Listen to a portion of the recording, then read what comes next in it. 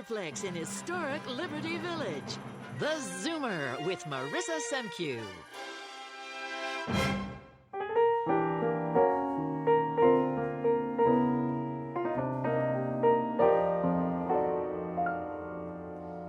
Chestnuts roasting on an open fire,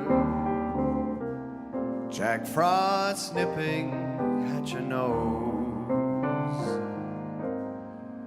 Yuletide carols being sung by a choir, and folks dressed up like Eskimos. Everybody knows hot turkey and some mistletoe help to make the season bright. Tiny tots with their eyes all aglow will find it hard to sleep tonight. They know that Santa's on his way, and he's loaded lots of toys and goodies on his sleigh. And every mother's child is gonna spy to see if reindeer really know how to fly. And so I'm offering this simple phrase to kids from 1 to 92. Although it's been said many times, many ways, Merry Christmas, Merry Christmas, Merry Christmas to you.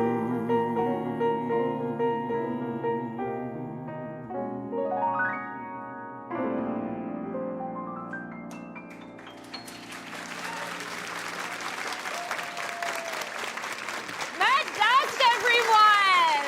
Thank you for being here. Merry Christmas. That was the Christmas song off his new album, Old School Yule. He's playing for us again later in the show, but he's also joining us at the panel. So why don't we make our way over? Let's do it. And meet the rest of our panelists. Thank you all for being here. And to our incredible audience in studio and also at home, welcome to the Zoomer.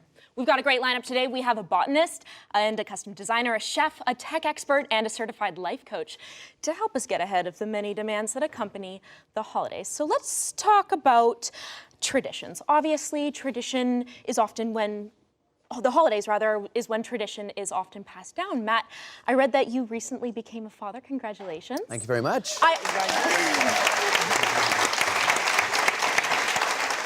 I also read that having a child is what put the idea of this traditional Christmas album in your head. How is it that that experience led you here? Well, I think we can all agree that Christmas is really about kids, right? As us as adults, it's more about getting together and drinking lots of wine. but the real sense of the joy, I believe, it's for the kids, right? So when my wife and I, when we're trying to have a kid, you know, all those ideas came back, all the traditions of getting together with the grandparents, getting together with the family. So I wanted to pass on the traditions I grew up with to my kids. So we got this beautiful record put together, 16 tracks, and it was all the tracks that I grew up with on one giant compilation for my new daughter. You know, it's so interesting. Oh, that's beautiful. It's so interesting. Traditions, they vary from family to family. In my family, we spend 12 hours making pierogies on Christmas Eve. And then, of course, the next day it's spent at my mom's house where she cooks a huge meal and we stuff our stomachs and we get very sleepy toward the end of it. Lucy, what are some of the holiday traditions that you hold dear and near? Well, we have a mixed family. So we have Hanukkah and Christmas, which actually is a lot of pressure on me. What's that like?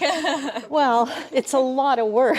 It's a lot of celebration, you know, because you celebrate for Hanukkah, and that's 8 days, although we only do one.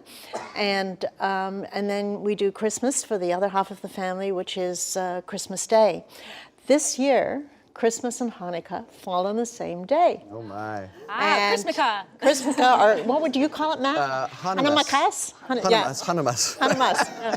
So whatever, it means that we have a reasonably traditional Christmas dinner, but we'll make potato latkes with the smoked salmon or something like that. So we'll try to include all the traditions in it. Amazing. And we'll be talking a little bit later about some of the foods that you have suggested for our audience to cook over the holidays. Sylvia, you are from Sheridan Nurseries, and bravo to Sheridan Nurseries. By the way, this studio looks incredible. Sylvia spent a lot of time here yesterday making the studio look as beautiful as it does. Tradition's really important to Sheridan Nurseries over the holidays, isn't it? Absolutely. Well, Sheridan Nurseries has been around for over 100 years. So we are currently experiencing the 4th generation of people, families, coming to buy their Christmas trees and to celebrate the Christmas tree hunt in our stores. It's fabulous. We've got decked out. We've got lots of interesting things to see and do. And I remember my young children. We took them to Sheridan, selected the Christmas tree, enjoyed the hot apple cider and the little sweets that the stores have to offer. So, yeah, a lot of tradition for a lot of years. You know, I think too around the holidays, there's often this great expectation. You want everything to go perfectly, and because there's a bit of a build-up, you have these very high expectations, and when it doesn't always turn out the way that it does, it can cause some angst or some stress. As a life coach, do you deal with that ever? Certainly. You know, Christmas is by far the most popular time of year for people to go to counseling, go to coaching, or into therapy, just to talk around some of the issues that do end up coming up around Christmas time. And what's some of the advice that you would give them? I think to prepare a little bit early. I think that's kind of like across the board the advice you give around, you know, making sure you have your holiday shopping done early and all that kind of stuff. And even if you don't, you end up kind of scrambling at the end. But managing, again, that expectation of what people are going to be ending, you know, what things are going to look like on Christmas Day, so that when it comes, it's not going to be you know, just a big upset for everybody. You know, I find too that the last person I shop for on Christmas is always the one that receives the most expensive gift. Yeah. Here's some cash. You're scrambling to buy them again. This was not on sale. Yeah. And you have to find them something in a quick period of time. It's like an apology. An apology. Sorry, I took some. I'm sorry. When we come back, deck the halls in festive decorations this year. Sylvia from Sheridan Nurseries will join me with the latest holiday trends and simple tips for transforming your home this season. Stay tuned.